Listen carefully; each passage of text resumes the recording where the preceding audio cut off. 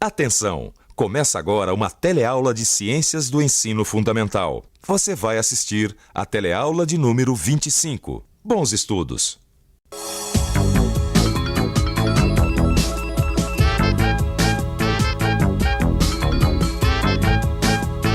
Você já viu uma estação de tratamento de água como essa? Você sabe por que a água deve ser tratada antes de ser consumida? Sabe dos problemas que a água contaminada pode causar para a sua saúde? Se você não sabe ou apenas ouviu falar por alto, a hora é agora. Nessa teleaula de ciências você vai aprender o que acontece quando a gente consome água ou alimentos contaminados, como evitar a contaminação, seres vivos que causam doenças, o que são parasitas e ainda conhecer as relações entre os seres vivos, do parasitismo à parceria. A nossa teleaula de hoje começa com a lanchonete do Alberto.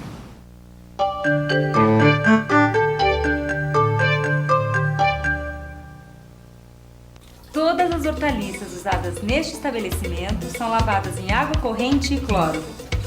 Puxa, acho que já estava na hora de tirar esse cartaz aí da parede. Faz tanto tempo que ele tá aí. Ó, Cleide, tudo bem? Tudo bom, Maria? Faz tempo mesmo, viu? Desde a epidemia de cólera, lembra? O Alberto colocou esse cartaz aí por minha causa. Eu sou enfermeira do posto de saúde aqui do bairro. Deus sabe a trabalheira que a epidemia de cólera deu pra gente. Na TV, no rádio e nos jornais, só se falava que a bactéria do cólera estava solta. Tinha começado a atacar os estados do norte e já estava chegando ao sul. A bactéria da cólera é terrível. Ela solta uma toxina que faz o intestino funcionar ao contrário.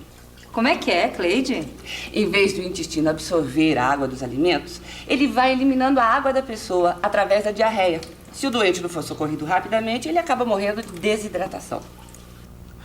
Esquisito, né? Acontecer uma epidemia dessas em pleno século XX. A gente se acha tão adiantado. A última epidemia de cólera tinha sido na Europa, no século passado. Naquela época, a medicina ainda não sabia como tratar a doença. Desconhecia que era causada por uma bactéria. Por isso, muita gente morreu. O fato da epidemia voltar nesse século alarmou a todos. Oi, Maria. Oi, dona Cleide. Oi, Lineu. Ô, Cleide, mas me explica uma coisinha. Que raio de doença é essa? O que é a cólera? Isso eu vou deixar pro Lineu responder, que ele sabe muito mais do assunto do que eu. Vê o guaranazinho pra mim, por favor, Maria. Deixa eu só passar uma aguinha fervendo aqui nos copos, tá? Isso é outra coisa que eu cobro muito do Alberto. Toda a louça da lanchonete precisa ser esterilizada. Logo mais você vai saber por quê. Maria, prepara uma saladinha e uma vitamina pra mim, por favor? Tá bom, deixa eu só terminar aqui que eu já faço, tá? Bom, a cólera é uma doença que é transmitida através dos alimentos contaminados. Esses alimentos podem vir do mar e de áreas do litoral, como camarões, peixes, caranguejos, ou então frutas e verduras que receberam água contaminada com as bactérias causadoras da doença. E o que a gente precisa fazer pra não pegar cólera? Ah, Maria, isso eu sei. É só lavar e ferver muito bem os alimentos com água não contaminada. E como é que eu sei que a água que tá saindo da torneira está ou não está contaminada? É, porque eu sei que não dá pra ver a bactéria a olho nu, certo? Ah, não dá mesmo, só com microscópio. Por isso, quando a gente usa uma água que não tem certeza se está ou não contaminada, é bom ferver ou jogar um pouco de cloro. Porque o cloro e a fervura da água tem o mesmo efeito, que é matar algum ser vivo que possa estar contaminando a água. Então, pra lavar a verdura, eu preciso colocar um pouquinho mais de cloro. Quando se lava as frutas e saladas, é bom pôr cloro para segurança. Mas na água que a gente bebe não é necessário. Quem mora nas cidades e tem água encanada, não precisa se preocupar tanto em ferver ou clorar a água antes de beber. A estação de tratamento já se encarrega de fazer isso. Olha, mas presta bastante atenção. Isso de nada adianta se a caixa d'água não estiver bem limpa e bem tampada. Bom, aqui nesse tanque acontece a primeira etapa do processo de tratamento de águas. Mas quem vai explicar direitinho pra gente cada uma das etapas e o que acontece em cada uma delas é o Adilson. A água é bombeada da represa do Guarapiranga a uma vazão média de 11.200 litros por segundo. Durante esse trajeto, é feita a aplicação de cloro com o objetivo de matar os micro-organismos prejudiciais à saúde. A estação de tratamento do Alto da Boa Vista é conhecido como um sistema tradicional, composto por 5 etapas. Esta é a primeira etapa do tratamento, a coagulação, onde são adicionados produtos químicos como sulfato de alumínio e cloreto férrico, que tem por objetivo juntar as partículas que estão em suspensão na água. A segunda etapa do processo é chamada de floculação. Nesta etapa, ocorre a união das partículas de sujeira, formando flocos. Os flocos formados adquirem peso e se depositam no fundo dos decantadores. A água, então, é coletada superficialmente e conduzida até os filtros, onde ficarão retidos os flocos que não sedimentaram nos decantadores. Finalmente, a água segue para o reservatório final, onde é feita a correção do pH com adição de cal. Aqui também são adicionados cloro e flúor. Assim como o cloro mata os micro-organismos da água, o flúor fortalece os dentes, evitando as cáries. Você já deve ter visto escrito numa caixinha de pasta de dentes, assim comum: contém flúor, prevenindo as cáries. Opa! Linda! Ô, Cleide, tá certo que a água que passa pelas estações de tratamento já vem toda incrementada. Mas eu conheço muita gente que usa água de poço. E daí, como é que faz? Bom, aí é obrigatório tratar a água do poço com cloro e ferver a água antes de usar. Só assim a pessoa pode ter certeza que a água não vai transmitir doenças. Sei. Lá no meu posto de saúde, a gente fornece cloro grátis. Ou então dá para comprar em farmácia. Ah, tá. Mas a única doença que a água transmite é a cólera? Ai, antes fosse, Maria, antes fosse. Eu mesma atendo muita gente que pegou lombriga da água. Jura? Quer dizer que a lombriga vem pela água? Que horror! E não dá pra ver esses bichos horrorosos quando a gente olha a água? Não, é que na verdade não é a lombriga que vem na água, né? O que vem na água são os ovos ou então os filhotes dos vermes parasitas que o povo chama de lombriga. Quer ver, Maria? Eu tenho um desenho aqui no livro, quer ver? Ó, essas gracinhas ficam no intestino dos animais e das pessoas e se alimenta da comida que esse hospedeiro come. O que você falou? Hospedeiro? Quer dizer que esse bicho horrível que fica no intestino é hóspede? Ah, tá bom. Hospedeiro é uma forma educada de chamar os doentes de verme. Hóspedes são os parasitas que vivem dentro dele. Você sabe o que é um parasita? Parasita é um ser vivo que vive às custas de outro ser vivo. Olha, Maria, parasita, seja vegetal ou animal, é sempre a mesma coisa. Um ser vivo que usa outro ser vivo para se alimentar. No caso da lombriga, como ela está no intestino, ela se alimenta um pouco de todos os alimentos que comemos e que passam pelo intestino. Isso é ruim porque a pessoa contaminada sente muita fome. Ela come e não aproveita a comida porque tem que dividir com os hóspedes. Agora me expliquem uma coisa, por favor. Como é que esses hóspedes vão parar no intestino dos hospedeiros? Não, porque convidado eu garanto que eles não são, né? Bom, então vamos ver como esses hóspedes indesejados se instalam nos intestinos dos animais e dos seres humanos. Os vermes soltam ovos dentro do intestino do animal.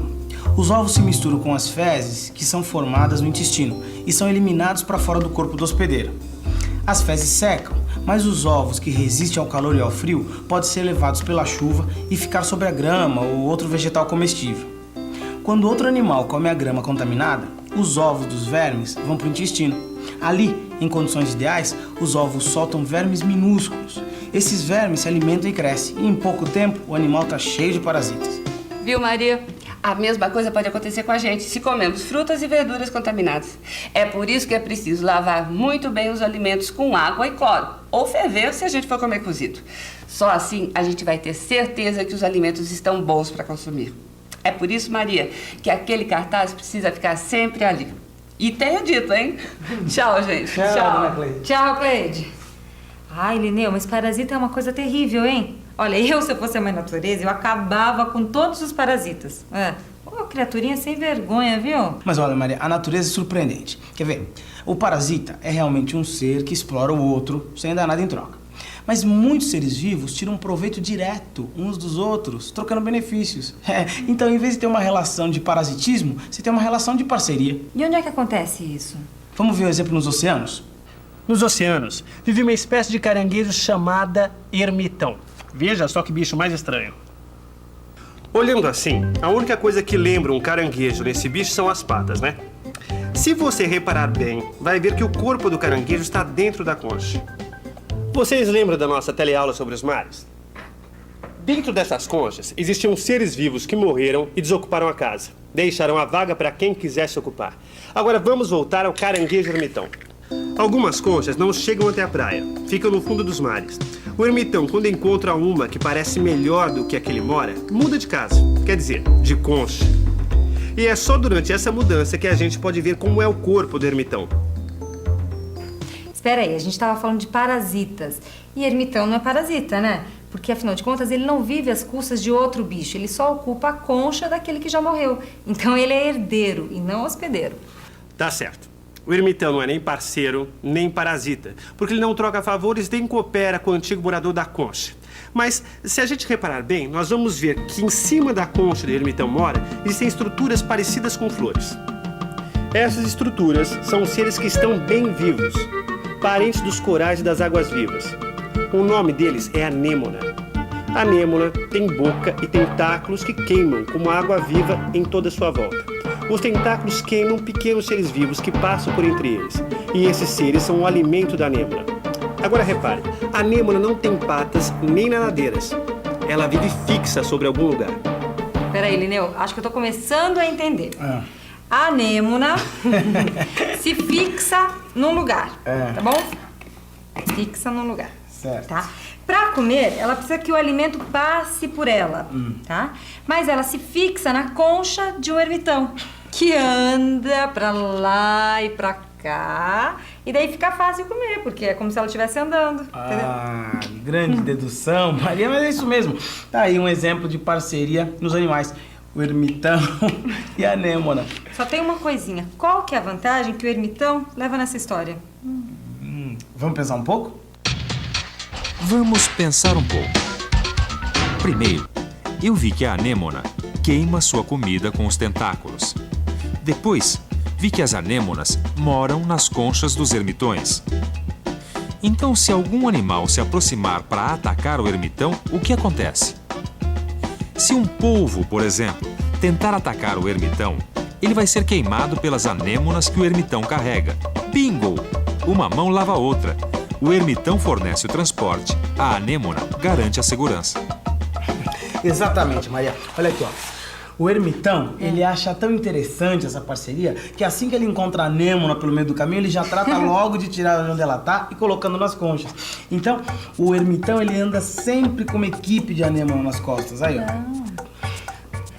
Que tal a gente dar uma revisada nessas relações de parasitismo e cooperação entre os animais, hein? E atenção, se liga aí que é a hora da revisão. Na teleaula de hoje, você aprendeu que alimentos contaminados podem transmitir cólera e verminoses. Aprendeu também que a fervura e a colocação de cloro na água matam os seres vivos que nela existem. Seres vivos como a lombriga são parasitas que vivem no intestino de outros seres vivos. Os vermes que vivem dentro do intestino se reproduzem através de ovos que são eliminados junto com as fezes do hospedeiro. E para terminar, aprendeu que seres vivos de espécies diferentes podem viver em parceria proveitosa para as duas espécies. Além das relações de parasitismo e cooperação que você viu nesta teleaula, existem seres vivos que caçam outros seres vivos para se alimentar. Na próxima teleaula, você vai ver a relação entre os caçadores e os caçados, entre os predadores e as presas. Faça os exercícios do livro e reforce seus conhecimentos. Bom trabalho e até a próxima.